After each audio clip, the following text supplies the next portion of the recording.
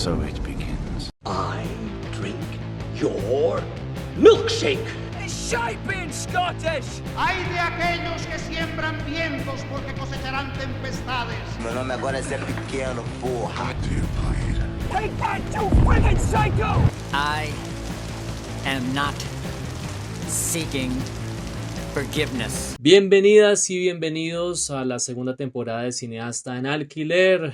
Después de varios meses de ausencia, regresamos con más cine, con más películas. Ya que estamos en la temporada de premios, vamos a hablar de algunas de ellas y justamente empezaremos con el pie derecho con la que es para mí y para mi invitada especial de hoy la mejor película del 2025. Del gran Joachim Trier vamos a hablar de Valor Sentimental, que en unos días va a estar disponible en la plataforma de Movie para que ustedes la puedan disfrutar. Si ustedes están en Latinoamérica, hay algunas salas de cine que todavía están dando este peliculón, así que aprovechen, compren su entradita y realmente van a disfrutar de esta peli.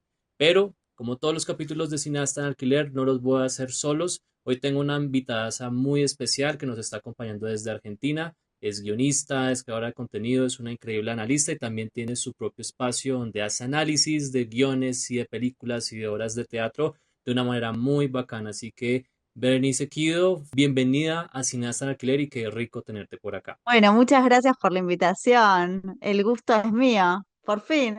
Sí, por fin, porque llevamos meses o bueno, casi años tratando de encontrar un espacio para dialogar y charlar acerca de una peli, pero pues gracias Joachim Trier por darnos la película para hacerlo. Así que te quería preguntar, Berenice, ¿cuándo fue la primera vez que viste esta maravillosa joya del cine noruego? La vi el año pasado, estuvo en el Festival de Movie, no sé si ustedes lo tienen por allá también en Colombia, pero el Movie Fest la trajeron y ahí es donde la pasaron por primera vez. Luego tuve el placer de volverla a ver una segunda vez en la semana de Cannes, que hacen como una semana con todas las películas que estuvieron nominadas o que estuvieron en realidad en la competencia oficial de Cannes, y ahí también ha estado la película. Y luego la vi en la función de prensa, antes de que estrenara en Argentina. Así que la vi unas cuantas veces. Y digamos, en esas múltiples veces pudiste encontrar como diferentes cosas, tal vez detalles que no habías captado la primera vez que la viste. Sí, sí, fui encontrando más cosas y también, sabés que la primera vez no me cerró tanto como después. Me pasó algo muy distinto a lo que quizás eh, mm, le pasó a muchos ya con la primera vez que se emocionaron. No sé a vos cómo te la tomaste la primera vez, pero yo lloré la segunda vez, no la primera que la vi. Lo cual es un poco extraño porque viste que las emociones en general es lo primero que se transmite, y luego vas al análisis. A mí me pasó un poco lo contrario, pero bueno, no sé cómo fue en tu caso. Bueno, en mi caso, a mí fue que me invitaron a la función de prensa. Un saludito a la revista Talk Talk y a Cinetopia, que fueron los que me hicieron la invitación, y también a Movie Latinoamérica.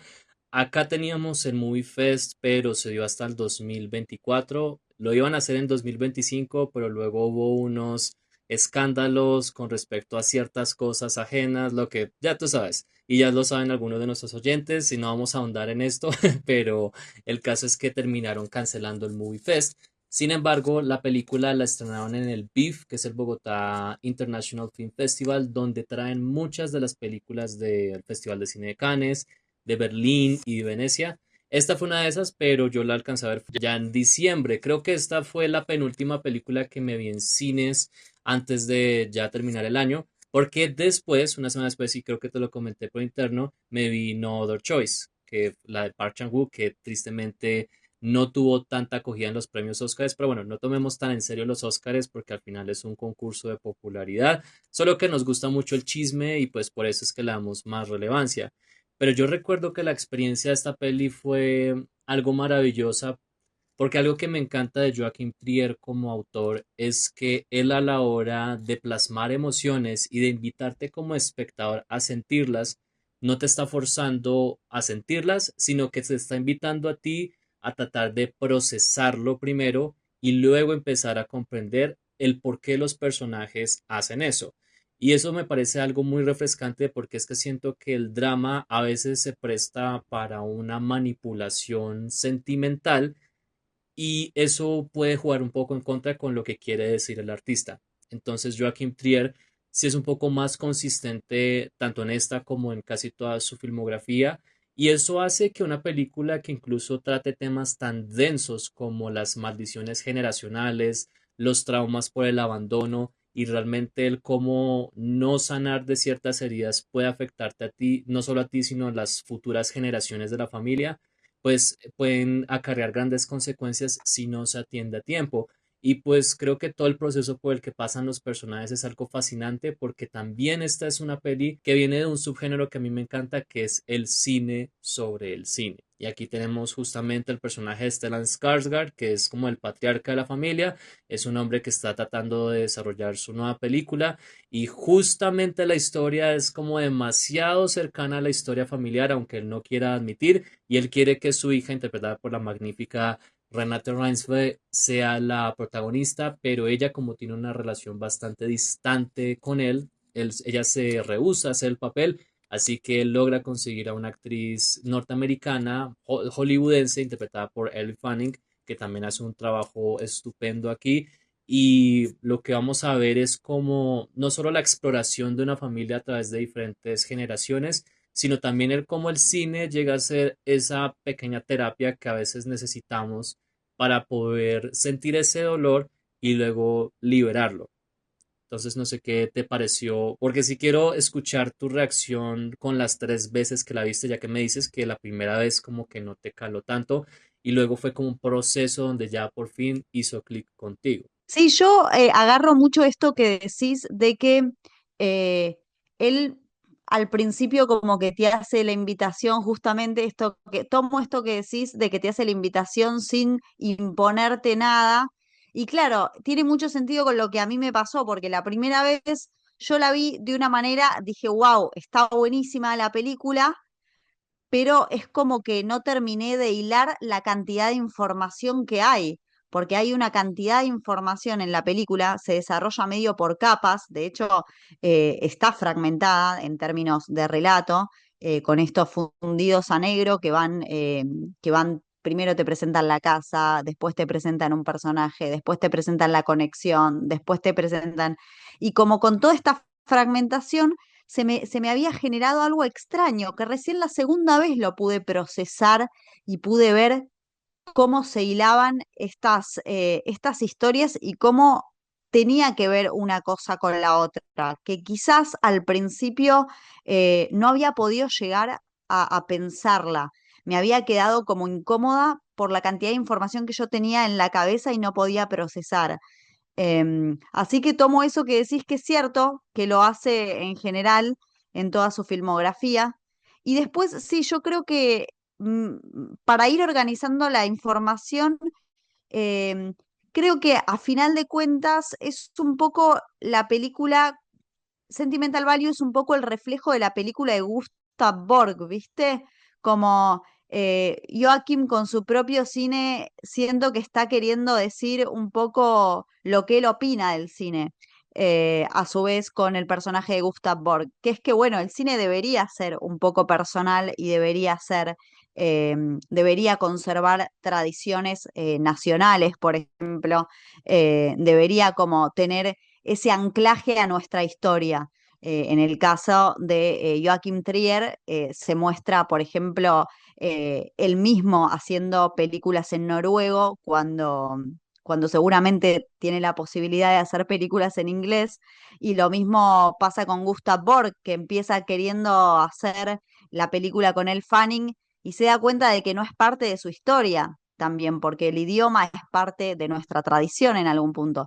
Y entonces yo ahí la vi muy como espejada la película, completamente, tanto en Joachim Trier como profesional, porque también, no sé si la gente lo sabe, pero él viene de una familia de cineastas, ¿viste?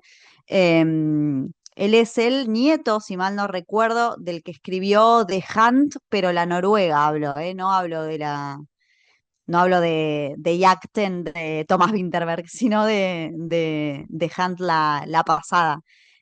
bueno, él es el nieto, si mal no recuerdo, más que es un pariente lejano de Lars von Trier, y entonces como que tiene todo un bagaje de te hablo de mi historia y a través de mi historia, que yo realmente lo vi en la película, porque aparte si te la pones a pensar cómo él elige el casting, elige a dos personajes que a su vez tienen familia de cineastas, eh, entonces como que eso me pareció muy acertado, todo me pareció muy acertado. Cuando entra en el análisis, vos decís, wow, la cantidad de información que él pudo,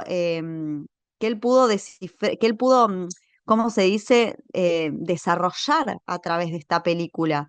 Me pasó un poco eso con Stellan, con el Fanning, como muy bien elegido el cast, eh, más esto también que habla de la cultura escandinava, porque creo que hay guiños bueno, hay guiños a Persona de Bergman, mientras que hay también guiños a Lasse Hallström, con esto de que el director de fotografía en una parte era el que trabajaba con él. eh, y bueno, y como que siento que todo el tiempo está como hablando de su cine, del cine que le es a él familiar. Habla de la familia, de la tradición, y entonces todo eso se ve y está puesto de una manera tan particular, porque no es el cine por el cine, ¿no? Como sí podríamos decir en otras películas que vi del año pasado, no sé si a vos te pasó, pero con Jay Kelly me pareció que no había particularización, que hablaba muy general. Y acá yo digo, claro, hay realmente una tesis sobre lo que es la tradición. Y eso me pareció, wow, la cantidad de información y cómo está puesta, lleva tiempo procesarla. Inclusive, yo no sé si sabían, no sé si esto tiene que ver, pero bueno, lo digo por las dudas, pero en Dinamarca hay una publicidad muy famosa que está en YouTube, creo que la pueden encontrar. ¿Sabes que no me acuerdo si está en inglés? Ahora que lo pienso, puede ser que esté en inglés, pero es una publicidad en la cual los juntan a personas que han vivido en la misma casa. Eh, no sé, por ejemplo, son dos personas que no tienen nada que ver la una con la otra, ¿no? Una, como si te dijera, una maestra y un jugador de béisbol, nada que ver. Y es como que de repente les dicen en la publicidad, ¿sabés qué tienen en común ustedes? Vivieron en la misma casa. Y empiezan, no, ¿en serio? ¿Y qué haces con mi cuarto? ¿Y qué haces en el patio? ¿No te re gustaba ver el atardecer a tal? Y como que de repente empiezan a ver que tienen en común un montón de cosas por haber vivido en la misma casa. Y yo la conecté mucho con eso. Hay grandes probabilidades también de que Joaquim haya visto esa publicidad, porque es famosa, pero me encantó como, sobre todo la primera escena, que es la presentación de la casa, me dio a esa publicidad. O sea, no podía parar de pensar en eso. Eh, pero bueno, no sé vos qué onda, qué pensás del cine. Yo la vi respejada, la película. Pues es que algo que me encanta de esta película es que, como dices, tiene hartas capas, porque no solamente es una historia muy personal, no solamente es una historia familiar, sino también es una historia que se da el espacio para hablar sobre el cine en general y también para hacer uno que otro comentario sobre el estado del cine y su comercialización, porque aparte de que esta es una película con unos temas bastante densos, también tiene escenas muy graciosas y entre ellas está la rueda de prensa con el personaje del Fanning donde ellos están anunciando la película y justamente le están preguntando dónde se va a dónde se va a exhibir y es cuando Stellan Skarsgård se da cuenta de que se va a exhibir en Netflix porque él responde pues se va a exhibir en cines obviamente y luego el productor de él está al fondo como que como que, y él con esa expresión de, ah, por Dios. Entonces, de hecho, tienes como una teoría al respecto a eso, porque sí parece como algo muy personal acerca de lo que le hubiera pasado a Joaquin Trier, porque listo, después de Worst Person in the World, que fue una película que batió récords y estuvo en casi todos los países, aquí en Colombia, por ejemplo, estuvo como por 3 meses en cartelera y le fue re bien. Wow. Uno pensaría que a Joaquin Trier le saldría como la oportunidad grande y que su siguiente película sería como una especie de blockbuster, pero no, decidió mantenerse en sus raíces y contar una historia bastante personal y es interesante, otro tema clave que se toca aquí es el paso del tiempo, porque hay una escena que introduce a la hermana menor de esta familia, justamente por la película en la que ella trabajó con su papá cuando era niña. Y me encanta también la forma como usan material del joven Stellan Skarsgård para juxtaponerla cuando están haciendo estos intermedios dentro de la misma casa, porque a la par que estamos viendo el desarrollo de la película y las vidas de estas dos hermanas, también estamos viendo la historia de la misma casa, como por ejemplo la muerte de la madre de Gustav, los diferentes cambios sociopolíticos que ocurrieron allá en Oslo mientras esa casa es como parte de todo ese epicentro y también el catalizador de muchos de los daños emocionales por los que pasan estos personajes.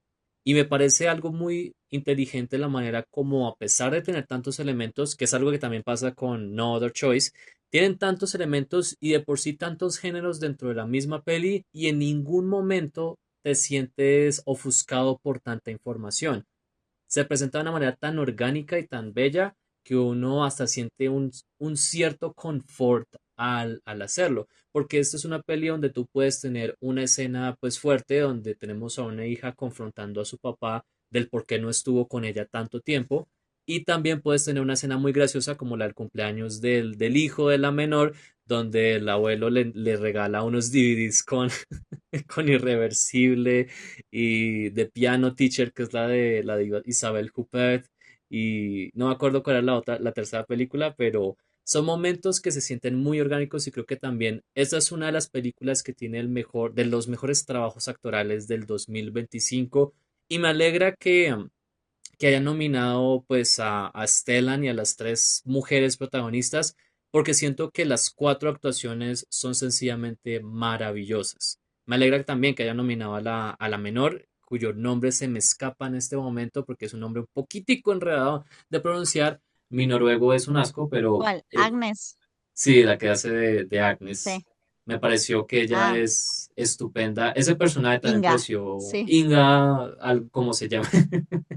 Pero sí, o sea, esta es una peli que siento que tiene tantas cosas que desmenuzar y por eso es que aún ya más de un mes después que la vi, todavía sigo procesándola, todavía sigo pensando en detalles como que, wow, hay tantas cosas de composición técnica. Por ejemplo, toda esa secuencia en la playa es hermosísima y por eso quería preguntarte cuál es la escena que más te gustó de esta película. Es difícil porque hay muchas muy buenas escenas, pero ¿cuál fue la que tú dices que esa es la que te gusta más y que tal vez en un día que quieras ver solamente esa escena, la pondrías ahí en un reproductor para analizarla? Claro, no sé si estoy pensando, porque si bien a mí me gustó mucho, bueno, creo que la escena con la que nos quedamos todos es la escena de las hermanas, que están ellas, quizás Nora está leyendo el guión, la parte que le tocaría, digamos, se emocionan y bueno, ella le dice, no entiendo cómo yo salí tan jodida y vos tan también, una cosa así, y después se abrazan. Esa escena es muy linda porque además ellas en una entrevista dijeron que no tenían planeado, no estaba en el guión abrazarse, pero Nora le dijo, Nora o Agnes, no me acuerdo cuál de las dos, le dijo ya älskar, es te amo, que no se dice en noruego a un hermano, o sea, no es tan frecuente, es como que lo decís más en términos de enamoramiento o de pareja, y como que le salió decirle te amo, y ahí a la otra le salió a abrazarse y es como que Joaquim no quiso frenar ese abrazo y quedó esa escena así, pero no estaba planeado que eso suceda, digamos. Entonces se nota algo de la organicidad en el trabajo actoral de ellas, eh, como así también en la complicidad de Joaquim alentando a que salgan cosas del momento, ¿no? Sin decir, bueno, no se abrazaban acá. O sea, ese abrazo completamente desprolijo fue parte de la improvisación de las actrices. Eso me gustó mucho. Creo que es la escena. Después, que a mí me gusta, bueno, a mí me gusta muchísimo a mí me gusta mucho la secuencia de la película en la que te cuentan la historia de la familia con la voz en off y que van pasando diferentes ambientaciones para los mismos espacios y cómo una utilizaba la sala de música y cómo la otra la utilizaba para besarse con otra y cómo y así cómo van, sobre todo las escenas esas del jardín, filmadas por exactamente la misma toma, casi, el mismo plano, quiero decir. em, Me pareció que era brillante eso, cómo construían un mismo espacio a través del tiempo, porque lo veías, había algo que te generaba ese paso del tiempo. Esa secuencia me pareció muy linda, y después me pareció muy linda también eh, y muy, muy hipnótica la escena de la playa, como vos dijiste. Esa escena es hermosa. Y después también la del ataque de pánico de Nora también es una escena que me quedó mucho en la memoria. Eh, eh, y algo que me gustó mucho es que no está forzado. Esto lo analicé en YouTube porque me pareció muy interesante, pero yo decía, "Ah, qué loco, ¿no? Que una sea del teatro y que a él no le guste el teatro y que a ella en cierta forma sienta rechazo por lo que hace de su padre. Y hay algo del teatro en la presencialidad que es justamente lo que Nora tiene y lo que no tiene el padre, porque el teatro implica que vos estés presente. Y ese link me pareció que estaba bien hecho, porque vos decís, bueno, no es que no hay justificación, ella es actriz porque ella quiere que estén, ¿entendés? Eh, que es algo muy distinto a lo que pasó con Gustav, que él puede hacer su arte desde otras partes del mundo, estando por ahí. Entonces, claro, él no lo ve así, tienen distintas formas de comunicación. Y eso me pareció muy, muy interesante, cómo está plasmado el teatro y cómo esto de quizás no puedo hacer esto en la vida real, pero a la escena siguiente tengo que hacer un personaje y lloro. Eh, Está también en esta secuencia del suicidio también, ¿no? Bueno, yo no sé si era con spoiler o sin spoiler esto, pero bueno, en la escena final, vamos a decirlo así, que ella como personaje tiene que cometer este suicidio, yo siento que de alguna forma la salva a ella persona, como que es una forma de salvarse a sí mismo en la vida real, hacer eso de manera ficcional. Y eso me pareció muy interesante porque es muy típico del que estudia actuación. Querer hacer algunas cosas, no sé, bueno, a vos también como actor te habrá pasado, querer hacer algunas cosas en la ficción porque no puedes hacerlas en la vida real o porque no te da para hacerlas.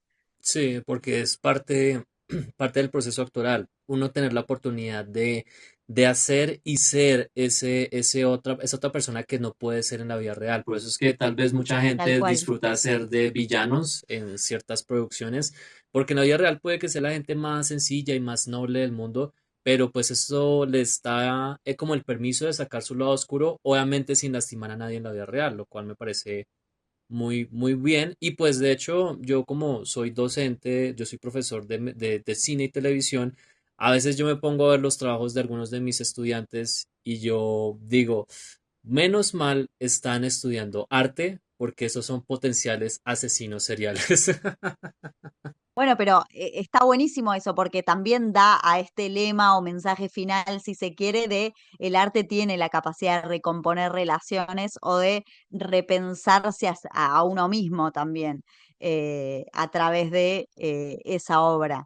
Y me parece que por eso es que Gustav estaba tan insistente en que la película la haga Nora, porque él la quería salvar de alguna forma, ella sin saberlo, obviamente.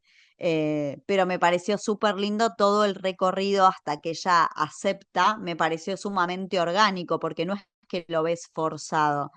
eh, lo ves como de a poco la hermana le va acercando el guión, como le dice lee tal parte, se van sintiendo cómodas. em, y yo coincido con lo que decís de que la interpretación de los cuatro está súper bien lograda. Y estoy contenta también con que los hayan nominado a los cuatro. Yo no lo esperaba, quizás, lo de Inga tampoco. Lo de Stellan tampoco, ¿eh? No le tenía fe en los Oscars. Pero sí, re buen cast. Ujú. eh, y, y también pienso que es eso muy lindo. Se nota que Joaquim trabaja con gente que entiende, ¿viste? Sí. Y eso creo que, viste, se ven después en las películas. Y que, o sea, encajan de una manera tan increíble y tan orgánica en esta producción que la verdad no veo otros actores haciendo estos personajes respectivos. Y pues a mí también me alegró mucho algunas de las nominaciones de estos Óscares, porque el hecho de que esta película, que es casi no, o sea, se usa inglés, pero muy esporádicamente, porque se habla entre noruego y danés, pues es también un desafío para sueco, gracias por corregirme, y sueco, porque para algunos puede ser un desafío, ya que obviamente mucha gente le da pereza leer subtítulos, y eso no debería ser así, porque al escuchar al actor o la actriz hablando en su idioma orgánico, pues es también parte del proceso. Aunque no hay que desmeritar a algunos actores de doblaje que hacen también un gran trabajo. Pero sí, esta es una peli que tiene muchas proezas, o sea, las proezas técnicas tal vez no sean tan flashy, no sean tan bombásticas como tal vez quisieron poner en Una batalla tras otra o Sinners, pero lo que a veces da la simplicidad es una belleza mucho más profunda de lo que puede dar cosas más ostentosas. Por mi parte, a mí me encantó mucho la escena de la voz en off que nos muestra la historia de la casa, toda la cronología desde que se asentó la familia hasta que terminó yéndose el padre. Y también, bueno, esa transición que creo que le está haciendo un homenaje a Persona de Bergman, donde se ven las caras del padre y sus dos hijas. Y también, pues la escena final, yo estaba al borde del asiento porque es una escena bastante tensionante y por un momento pensé que sí iba a suceder lo que estaba pensando en algún momento porque es que el personaje daba indicios de que tal vez sí lo iba a lograr, lo iba a terminar haciendo, pero después cuando no sucede de esa forma como uno piensa, uno como que suelta un respiro y ya se calma. Pero pues es también la dirección tan increíble de Joachim Trier que al no usar música para esa secuencia final es como ok, es una muy buena ampliación del sonido que nos da una sensación muy distinta a lo que vemos en el resto de la película, pero que no se siente fuera del lugar. Entonces, mi querida Berenice, antes de terminar, ¿algunas últimas palabras que quieras decir acerca de esta maravillosa película? Bueno, no sé qué más decir. Sí pienso que, bueno, como vos, es la verdad la mejor película del año pasado y pienso que es de las pocas que va a trascender, porque yo siempre pienso qué películas también van a trascender, ¿no? ¿Qué películas seguiremos viendo dentro de 10 años? Me pregunto, más allá de cuáles están nominadas o de cuáles pueden ganar el Oscar. Más allá de todo eso, mi pregunta es, bueno, ¿cuáles van a trascender? Y yo creo que es una película que va a quedar en la memoria, que la seguiremos viendo dentro de 10 años y que no pasa con todo el cine y que justamente Joaquim lo que nos dice es eso, es que cuando la historia es muy personal va a trascender en algún punto y va a transmitir. Y de esa misma forma creo que esta película va a quedar en la memoria y también él tiene la vara muy alta para su próxima película.